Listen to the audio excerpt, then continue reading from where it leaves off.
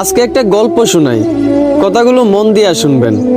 একটা মধ্যবিত্ত পরিবারের ছেলে, সে মোটামুটি সবার সাথেই খারাপ ব্যবহার করে চলতো। সে রাত 1টা 12টায় বাসায় ফিরতো।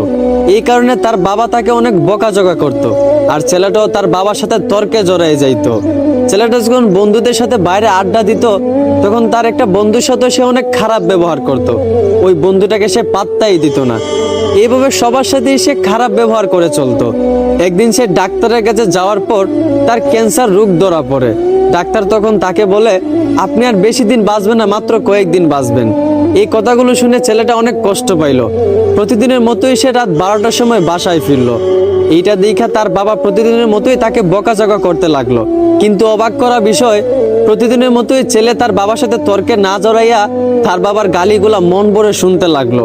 আর মনে মনে ভাবতে লাগলো, হয়তো এই বাবার গালিগুলো আর কয়েকদিন পর শুনতে পাবো না।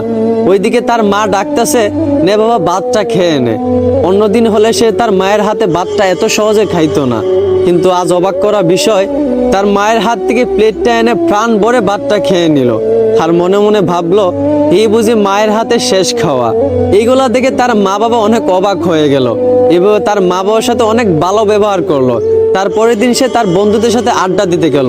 যেই বন্ধুটার সাথে সে সবসময় খারাপ ব্যবহার করত, ওই বন্ধুরা তাকে আজকে একটা গালি দিছিল।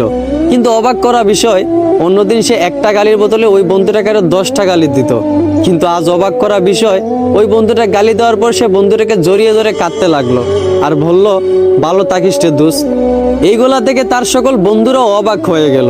যেই বন্ধুটা কখনো খারাপ ব্যবহার না করে থাকতে পারতো না, সেই বন্ধুটা সবার সাথে হাসি মুখে ভালো ব্যবহার করতেছে।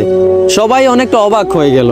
ছেলেটা আগের চেয়ে অনেক পরিবর্তন হয়েছে, আগের চেয়ে অনেক ভালো হয়ে গেছে। এখন সবার সাথেই ভালো ব্যবহার করে। এইভাবে মাসখানেক যাওয়ার পর ছেলেটা আবার ডাক্তারের কাছে যায়।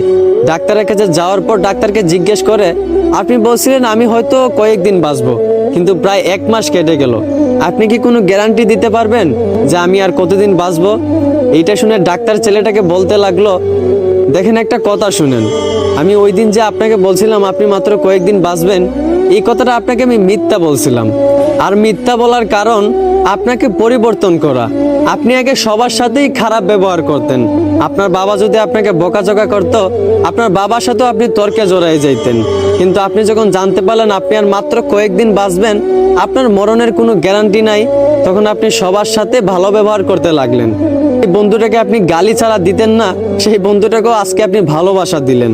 আসলে এইখান থেকে আমরা একটাই শিক্ষা পাই, যে প্রত্যেকটা মানুষ যদি তার মরণের কথা স্মরণ করত, যে হয়তো বা আজও তো মারা যেতে পারি, কালও তো মারা যেতে পারি, এখনো তো মারা যেতে পারি, এইভাবে যদি প্রত্যেকটা মানুষ তার মরণের কথা স্মরণ করত, তাহলে দেখতেন কোনো মানুষই দুনিয়াতে খারাপ ব্যবহার করতো না, কেউই কারো প্রতি কোনো অভিযোগ রাখতো না, কেউই কাউকে মাফ না করে থাকতে পারতো না।